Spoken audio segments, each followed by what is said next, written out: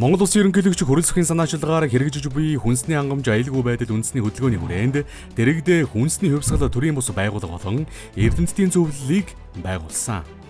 Дээрх хөдөлгөөнийг илүү үр дүнтэй хэрэгжүүлэх, хүнс хөдөө аж ахуйн салбарт тулгамдж буй асуудлыг үйлдвэрлэгчдийн оролцоотой шийдвэрлэх, гарсан бодлого шийдвэрийг зөв чиглүүлэх, хүнсний хувьсгалыг шинжлэх ухаанч байдлаар цааш үргэлжлүүлэхэд эрдэмтдийн зөвлөл болон төрийн бус байгууллагын оролцоо чухал. Тиймээс хүнсний хувьсгал төрийн бус байгууллага болон эрдэмтдийн зөвлөл хагас жил болон улирал тутам тогтмол хуралдаж хүнсний хувьсгалыг эрчимжүүлэх чиглэлээр тодорхой санал санаачлаг зөвлөмж гарган ажилласаар байна. Хүнсний хангамж, хүнсний аюулгүй байдал, үндэсний хөдөлгөөнийг улс орон даяар өрнүүлж, хүнс хөдөө аж ахуйн салбарыг шин шатанд гаргахад өндөр ур чадвартай мэрэгжлийн болсон хүчин, эрдэмтэн судлаачид, мэрэгжлийн холбоод, эрдэм шинжилгээний байгууллагууд, дээд болон мэрэгжлийн боловсролын байгууллагуудын оролцоо, хамтын ажиллагаа манлайлал нэн чухал байна. Эрдэмтэн судлаач нар та бүхний бүтээл, шинжлэх ухааны ололт, амжилт, үйлдвэрлэл практикт амжилттай нэвтэрч, шинжлэх ухаанд суурилсан төрийн бодлого оновчтой байх нь энэ салбарын хөгжлийн тулах гол цэг гэж төрийн тэргүүн үзэж байна.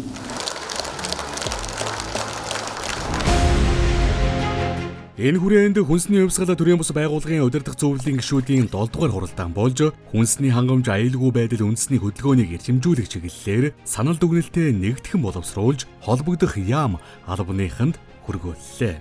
Энэ удаагийн хуралдаанд хүнс хөдөө аж ахуйн хөнгөн үйлдвэрийн сайд инх баяр оролцож засгийн газраас хүнс хөдөө аж ахуйн салбарт хийгдэх бодлого шийдвэрүүдийн талаар танилцууллаа. Дахин Цэлэнг Төв аймгийн төвийн бүсийг энэ хөдөө аж ахуйг эрчимжүүлэн, төрөлжүүлэн хөгжүүлэх бүс нутаг гэж тодорхойлсон. Хөнгөн хүнсний үйлдвэр бүх гол зохицлуудыг төвийн бүстэй төвлөрүүлэх. Гол тэргүүлэх энэ бүсийн имиж бол эрчимцэн хөдөө аж ахуй, төрөлцсөн хөдөө аж ахуй, хөнгөн хүнсний үйлдвэрийн хөгжил байгуулж байна. За энийг хэрэгжүүлэхийн тулд 4 том багц асуудал байгаа. За хамгийн энэний маань гол малгай нь бол хүнсний хувьсгал Монгол Улсын төрийн тэргүүний санаачилсан хөдөлгөөнийг эрчимжүүлэхээр хөтөлбөр туссан. Буюу бидний тавьсан нөгөө гол 19 төрлийн салбарын гол хөрх үрдэн бодлого тодорхойлсон нэг улам эрчимжүүлж үр дүнд хүргэх. Хүнснийхээ асуудлыг Монгол улс шийдчих хэмжээнд ингээд 20-30 жил явчмаар байгаамаа. Тэгэхээр энэний бид нар нөгөө одоо тэр хүнсний хувьсгал төрийн бус байгууллага байгуулсан, эрдэмтдийн зөвлөл байгуулсан, мөн одоо хүнсний том хөдөлгөөн эхлүүлсэн. Ийм одоо өнөөдрийн хувьд бол бас миний хувьд бас ингээд тодорхой хэмжээнд бас хөөрхөн амжилттай явж байгааг харж байгаа. Энэ салбартаа нэг үлгэр жишээ үзүүлээд энэ салбарт бас нэг томоохон хувьсгал хийж өгөх зорилготой Монгол Улсын ерөнхийлөгчийн манлайлалд ор бид бүхэн бас ингээд цаг наргүй ингээд ажиллаж байна.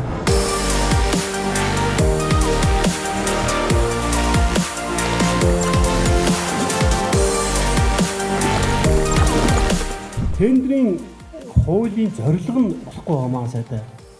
Тендерийн хууль бол төрийн болон орон нутгийн өмчийн хөрөнгөөр бараа ажил үйлчилгээ худалдан авахдаа эх орондоо үйлдвэрлэсэн бараа ажил үйлчилгээг нэн тэргүүнд сонгох харилцааг зохицуулна гэж оруулах юм бол энэ маш олон асуудлыг шийдэж болохоор байгаа. Тендерийн хуулийн гол зарчим бол хямд үнийн зарчим байсан бол одоо чанарын зарчим гэдэг л шилжиж гэж үндсэндээ тохирч ултрын шил гарч байна. Бид нөгөө давсаа импортоор аваад одоо бүр сурчсан. Яг үйлдвэрлэлийг хөгжүүлэх гэхэлэр олборлолтын асуудал маш чухал асуудал байдаг. Ерөөсөө дид үтцсэн огч хийдэгдээгүй дандаа 1000-аас дээш километрийн зайтай захиргаа эрчим хүч байхгүй. Энэ шалтгааны улмаас Монгол улсад давсны үйлдвэрлэл хөгжих боломж бол ер нь бол маш хомос байгаа. Тэгээ давс их чухал байсан байхгүй юу? Яг хүмүүс анзаардгүй мөлтрөө байхгүй бол хамгийн сандаг, хамгийн аюултай. Гэтэ хүн зайлшгүй. Манайх давсны орд баялаг сайтай энэ газар давсаа хангахгүй л айгүй сонин тоорсож баг 90% импортлж гисэн. Тэ? Энийг нэг шийдчихийгээ зоримтой. Тэр хүрээндээ нэг үзээ бүгдээрээ зориод явъя заа яа.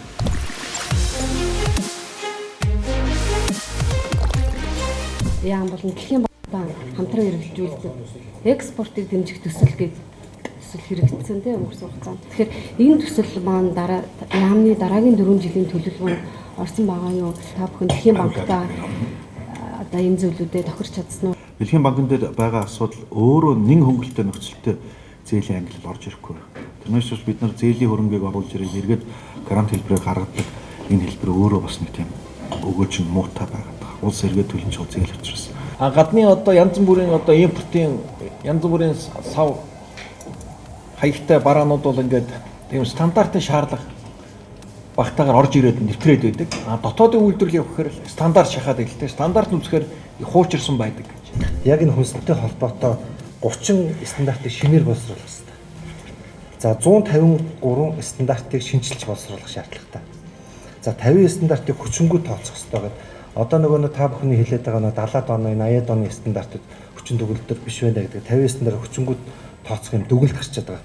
Бэлчээр ашиглалтын тухай хууль боловсруулж хэрэгжүүлэх ажил дээр бол онцгой анхаарахгүй бол байгаль орчин маань одоо сүйд боллоо. Эсвэл газрын тухай хуульд нэмэлт өөрчлөлт оруулах тал дээр энэ хариуцлагажуулах талаас нь ярьж байгаа шүү. Бэлчээр ингээд зохицуулахад дандаа салбарын өөртөө асуудал. Наад асуудлууд бид нэг хөтөлбөртөө орчихсон болохоор тэгэд одоо хөтөлбөрөө салбар дотроо задлаад хэрэгжүүлэх ажлынхаа төлөвлөгөөг гаргаад энэ дотроо холбоотуудтайгаа мэргэжлийн байгууллагуудтайгаа хэрхэн ажиллах уу гэдэг ажлаа уялдуулад за тэгээ бид нар юм тодорхойлчихж байгаа болохоор тэрийгэ тавиал тэрийг яаж хэрэгжүүлэх үр дүн гарах уу гэдгээ зохицуулаад явчихна. Хүнс хөдөө аж ахуйн салбарын холбоодын нэгдэл салбарын төлөөллүүд багтсан хүнсний хувьсгал төрийн бус байгууллагын удирдах зөвлөлийн гишүүд хүнсний хангамж аюулгүй байдал үндэсний хөдөлгөөнийг эрчимжүүлэх талаар санал хүсэлтээ салбарын сайдад илэрхийлж байлаа. Мөн энэ удаагийн хуралдаанаар хүнсний асуудал болон үйлдвэрлэгчдэд тулгамдж буй зарим асуудлыг хөндөж хилцүүлэг өрнүүлснээр онцлог болсон юм а. Тухайлбал өнгөрөгч 5 сард гурил тэжээлийн импортын татварыг тэглэх шийдвэрийг улсын хурлаас гаргасан. Тэгвэл энэ шийдвэр газар тариалан болон гурилын үйлдвэрүүдийн үйл ажиллагаанд сөргөөр нөлөөлсөн байна.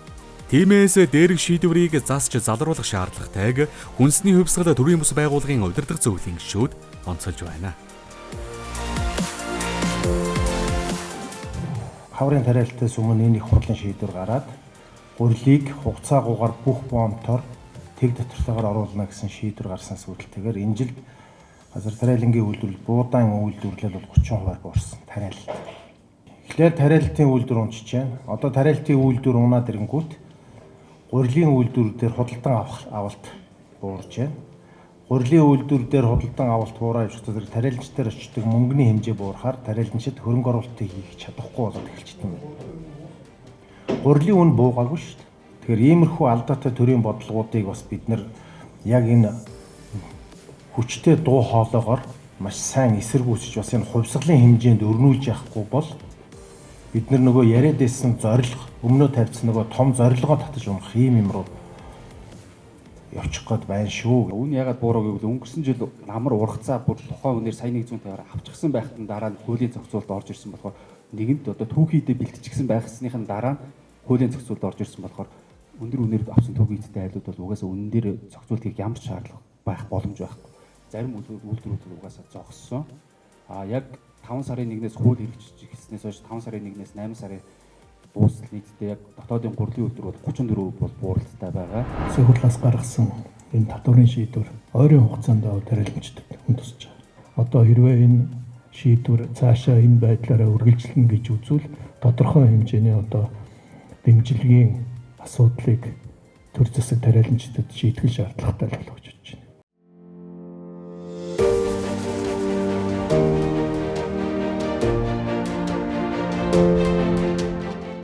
Малын тэжээлийг бид нэр үйлдвэрлэх юм бол экспортлох бүрэн боломжтой байгаа. Ялангуяа царгас мэдийн одоо таримлуудыг бол экспортлох бүрэн боломжтой байгаа. Энэ айлын мал аж ахуй тэгээд газар тариалангаа уялдуулж ажиллаад ялангуяа төвийн бүстэй анхаарал тавиад ингэж явах юм бол энэ саний хэлжсэн Улаанбаатарын асуудал ч гэсэн тийм шийдвэрүүд нь бас гарч ирэх боломжтой гэж харж байна. Энэ Улаанбаатар газар тариалан гурилын юм дээр бол яг үндэ бол юу яцсан шүү. Докторгүй ачилсан. Төрийнх нь бодлого нь савлцсан.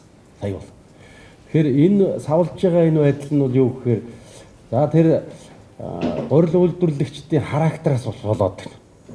Тариаланчдын характераас болоод байна. 16 нэр төрлийн хүнсийг дотоодоос хангая гэд хүнсний хувьсгалын үндсэн зорилго энэ байж байгаа. Гол үндсэн нэр төрлийнхаа хүнсийг дотоодоос хангахгүй одоо импортын татрыг тэглэнэ гэдэг ийм шийдвэр гарчаад тахт чинь бид нэр ингээд чимээгүй суугаад бид нэр ингээд дов дугаа байгаад байвал ерөөсөө утгагүй л байгаад байна л да.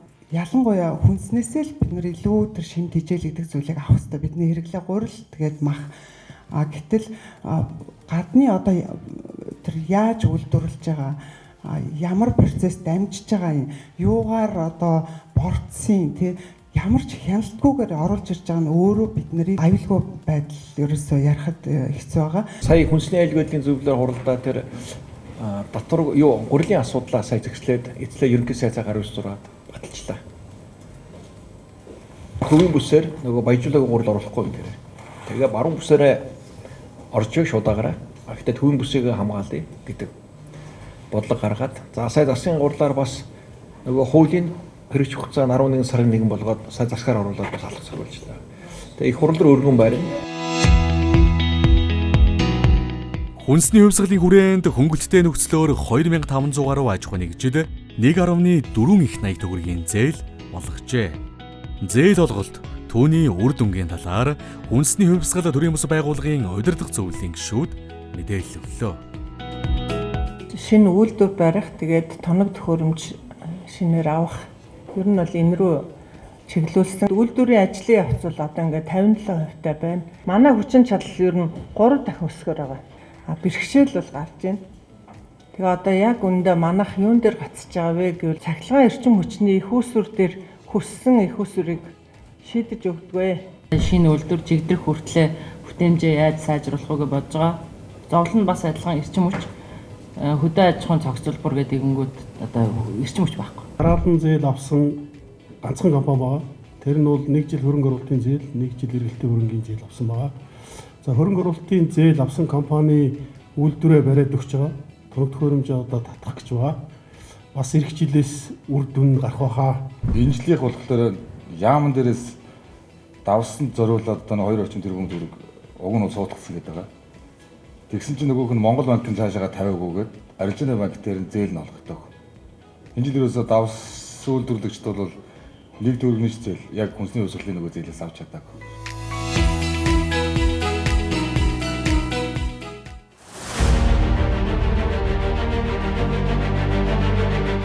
Монгол улсын ерөнхийлөгчийн тамгын газрын захирамжийн дагуу хүнсний хангамж аюулгүй байдал үндэсний хөдөлгөөнийг шинжлэх ухаанд тулгуурлан амьдралд бүтээлчээр үр дүнтэй хэрэгжүүлэх зорилгоор хүнс хөдөө аж ахуйн салбарын эрдэмтдийн зөвлөлийг байгуулсан. Нийт 19 эрдэмтэн судлаачдаас бүрдсэн тус зөвлөл хүнсний хувьсгал үндэсний хөдөлгөөнийг зөв чиглүүлэх, шинжлэх ухаанч байдлаар өрнүүлэх, бодиттой хэрэгжүүлэхэд чухал үүрэгтэй. Тэгвэл эрдэмтдийн зөвлөлийн 4-р хурлаанаар Монгол улсад пестицидийн хэрэглээ хяналт шалгалтын талаар эрдэмтэд хэлэлцлээ.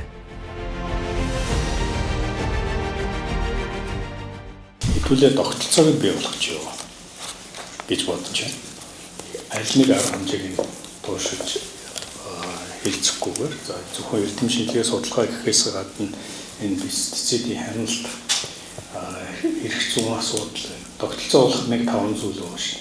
Тэгэхээр энэ пестицидийн нэг хяналтанд авахд эрх зүйн орчин ямар байгаа вэ гэдэг дээр таавал бас анхаарч бас тэр чиглэл бодлого боловсруулагч зөвлөмж гаргаж өгөөрэй л гэж хүсэж байгаа шүү дээ. Эрдэмтдийн зөвлөлийн хурлыг хийхдээ бид нар бас шинжлэх ухаанчлал хүснээ өсгөх хийе гэж байгаа учраас эрдэмтдийн хувьд сонсно. Яг нэг асуудлыг бүр барьж аваад тэрэн дээр нь бүр тогтолцоо болгоом нэвтрүүлэх тэр эрх зүйн орчин, санхүүжилттэй, сургалттай тэр болсон үеийн тэр асуудлуудыг бүр зохицоор шийдэн. За энэ одоо ерөнхийлөгчийн одоо эрдэмтдийн зөвлөл хүнсний хууль үндэсний хөдөлгөөний хүрээнд эцэг гэдэг асуудалтай төвлөрч байгаа. Энийг тойрол яриад за энэ дээр зөвлөл сайхан шийдвэр гаргаад за энэ цаашаа ажил болоод явах. Сая манай ахлах зөвлөл хэллээ шүү дээ. Та нар яг сан зөвлөмжөө сан гаргаад ирээ.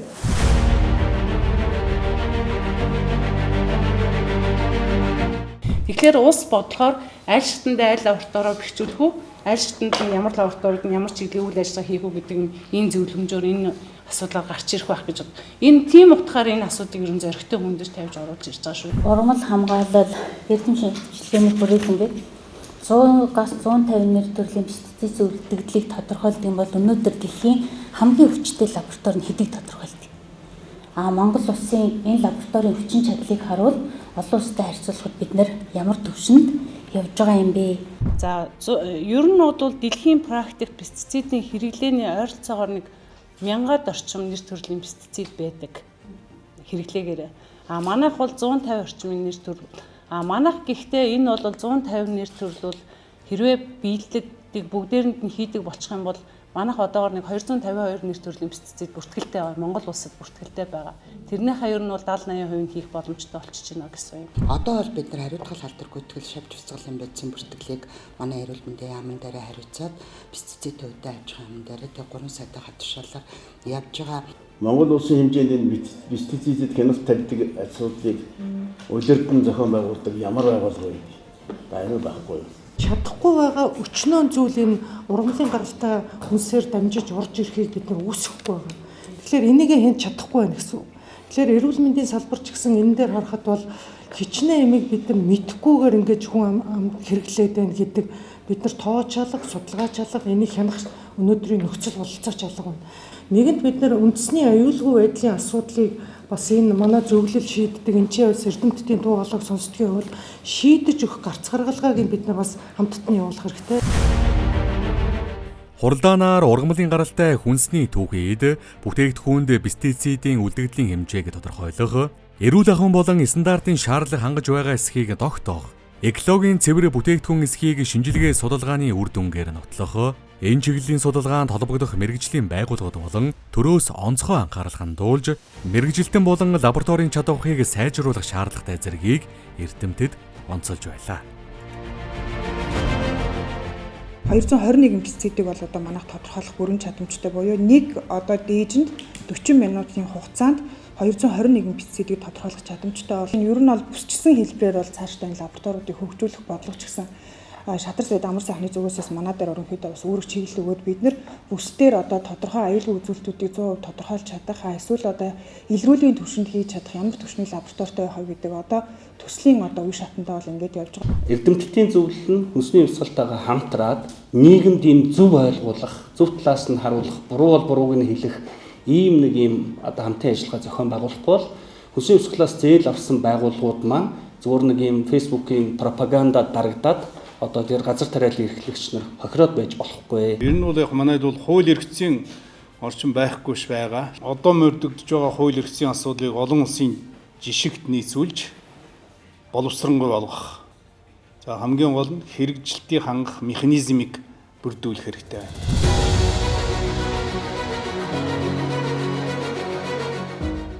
Магадгүй тогтолцооны хувьд энэ пестицидийн үлдэгдэл тодорхой үйл ажиллагаанд оролцож байгаа субъектүүдийн хооронд нь ингээд холбогдож зангидах юм ерөөсөө байхгүй яг ийм байдал харагдаж байна. Олон улсын хэмжээнд ч гэсэн та бүхэн маань мэдчихэж байгаа verification буюу энэ одоо чиглэлийн лаборатори чинь 3-аас доошгүй байх хэрэгтэй.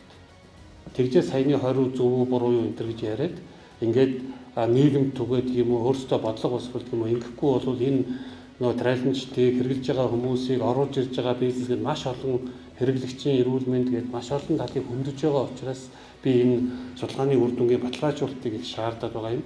Бүтэц зохион байгуулалтын хувьд бол холох хэрэгтэй.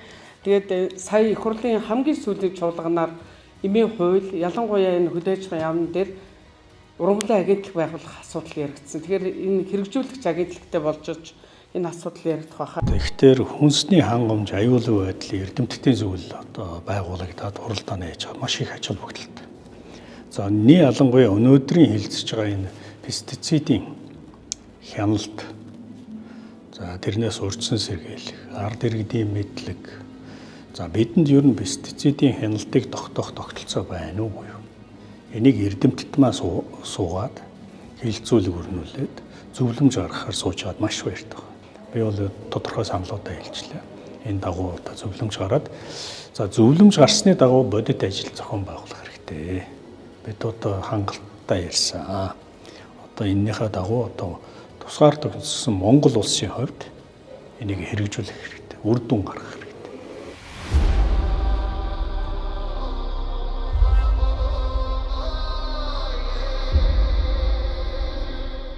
Хүн амыг эрүүл аюулгүй чанарын баталгаатай хүнсээр хангаснаар улс үндэсний дархлаа цаашлаад үндэсний аюулгүй байдал батчин тогтох учиртай. Иймд Монгол улсад төдийгүй дэлхийн нийтийн асуудал болоод буй хүнсний аюулгүй байдлын талаар зөвхөн төрийн бодлого шийдвэр гараад зогсохгүй. Хувийн хөвшил, төрийн бус байгууллагууд, эрдэмтэн судлаачдын оролцоо чухал юм. Тиймдээч Монгол улсын ерөнхийлөгчийн санаачилсан хүнсний хувьсгалд дээрх талуудын оролцоог хангаж байгаа нь цаашид хүнсний хувьсгалыг илүү эрчтэй, үр дүнтэй хэрэгжүүлэх нөхцөлийг бүрдүүлжээ.